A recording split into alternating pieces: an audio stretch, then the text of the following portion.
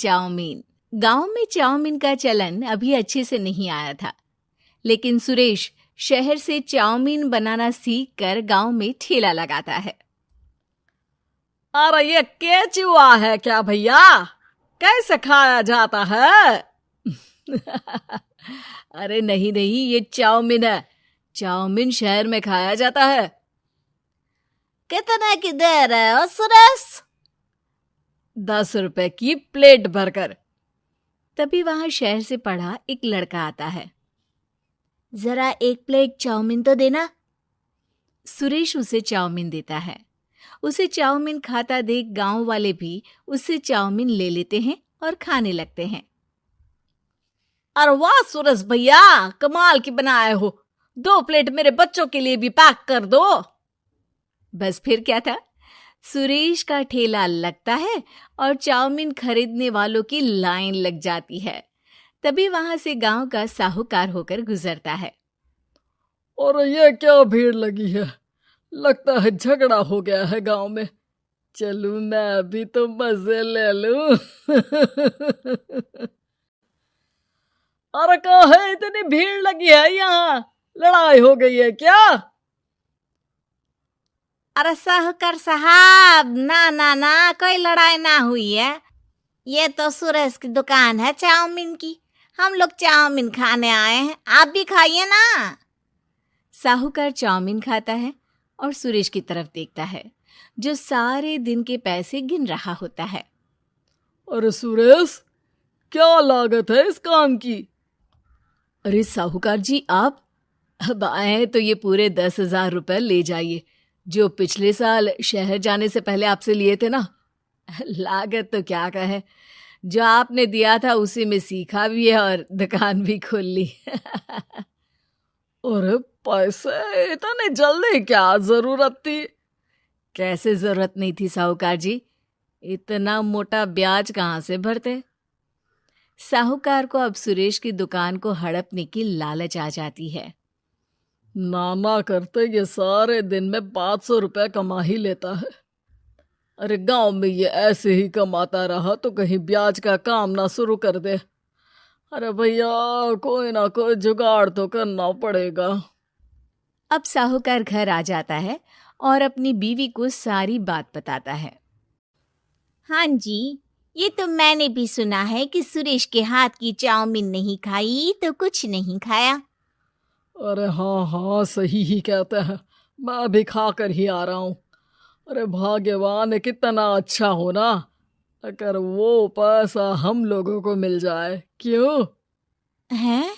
हाँ, वो तो है, लेकिन कैसे? हम लोगों को तो चाउमीन बनाना आता ही नहीं है। साहूकार और उसकी बीवी अब रोज चुपके से सुरेश के घर जाते हैं और खिड़की से उसे चाउमीन बनाते देखते। अब क्या था, दोनों को चाउमीन बनाना आ जाता है। फिर एक रोज, और सुरेंद्र, तुझे साहूकारनी ने बुलाया था। बोल रही थी कि बेटे के जन्मदिन में 10 किलो चाउमीन का ऑर्डर देना है, बना दोगे ना? अरे हाँ हाँ साहूकार जी, मैं जरूर बना दूंगा। कब देना है घर में 10 किलो चाउमीन? अरे वो तो तू घर आकर बता कर लेना, मैं नहीं बता पाऊंगा। ठीक है, शाम को काम निपटा कर आ जाता हूँ। सुरेश साहूकार के घर जाता है, लेकिन वहां मियाँ बीवी मिलकर उसे बंधक बना लेते हैं। अरे मुझे क्यों बांध रखा है? मुझे छोड़ दो। आज से तेरा ठेला मैं लगाऊंगा और बहुत सारे पैसे कमाऊंगा। साहूकार एक आदमी को सुरेश की निगरानी में लगा देता है और वहां से चला जाता है। अगले दिन, अरे साहूकार जी, आप कब से चाउमीन बेचने लगे और अपना ये सुरेश कहाँ गया? अरे वो तो शहर गया है, उसका कोई काम निकल आया था। बोल रहा था कि जब तक वो ना आए तब तक मैं ही उसके ठेले का काम कर दूं। पैसे भी तो बहुत उधार ले रखे थे उसने। लगता है कर्जा भरने के डर से भाग गया है। अरे पर वो तो बोल रहा था कि उसने सारा कर्जा उतार दिया है, और वो क्यों भागेगा? इतना तो कमा रहा था। अरे मुझे क्या पता। अरे चाउमीन खाना है तो बोलो, नहीं तो भागो यहाँ से। अरे हाँ हाँ, दे दो दे दो।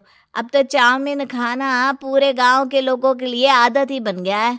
ना खाओ तो नींद ना आए। हाँ हाँ, तो लो और निकालो 50 रुपए। 50 रुपए क्यों? सुरेंद्र तो 10 रुपए में देता था।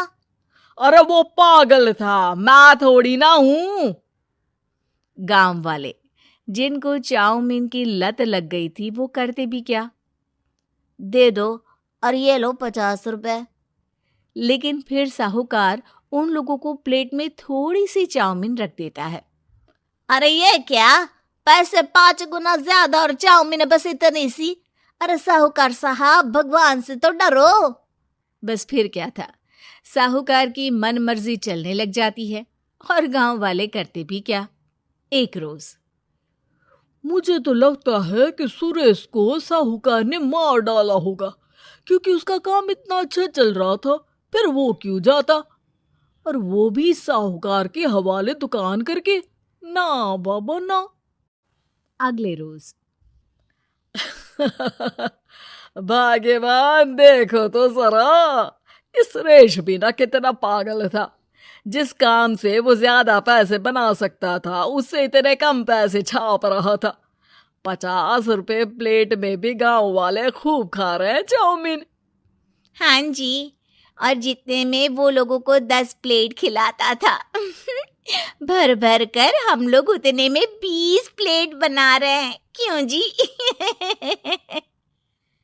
वहीं सुरेश रोज भगवान से मांगता कि बस एक बार वो किसी तरह वहां से निकलने में कामयाब हो जाए, लेकिन उसकी हर कोशिश नाकामयाब होती।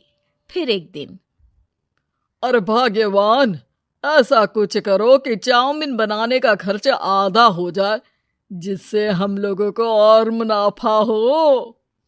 ना जी, मुझे तो कोई तरकीब ना सूझ रही। अरे सुनो, एक काम करते हैं, चाउमीन बनाने में जो सब्जी लगती है वो मंडी में लेने तुम देर रात चली जाना। तब तक वो सारी सड़ी गली सब्जी जो दुकानदार वहीं फेंक जाते हैं वो उठा कर ले आना फ्री में। अरे वाह जी वाह, आप तो बहुत समझदार हैं जी। बीवी वैसा ही करती है, लेकिन अब लोग चाउमीन खाते तो मुंह बनाकर। फिर एक बार, अरे राम राम राम, ये पेट में दर्द काहे हो रहा है? आई, आई, आई, आई, आई। हाय रे हाय, मेरा भी पेट दर्द के मारे फटा जा रहा है। सभी को शक हो जाता है कि उन लोगों को चाउमीन खाने से ही ये बीमारी हो गई है। वहीं दूसरी तरफ जो आदमी सुरेश की निगरानी कर रहा था वो सो रहा होता है और मौका देखकर सुरेश वहां से भाग जाता है। सुरेश गांव वालों के पास जाकर उन्हें सब कुछ बता देता है। बस अब क्या था, साहूकार के घर पुलिस पहुंच जाती है। चलो, तुमने गांव के लोगों को खराब सब्जी वाली चाउमीन खिलाकर बीमार किया और सुरेश को बंधक बनाया। तुम्हें इसीलिए हम गिरफ्तार कर रहे हैं। साहूकार को पुलिस ले जाती है और फिर अगले दिन से सुरेश का ठेला गांव के बाजार में लग जाता है, जहां अब पहले से ज्यादा भीड़ होती है।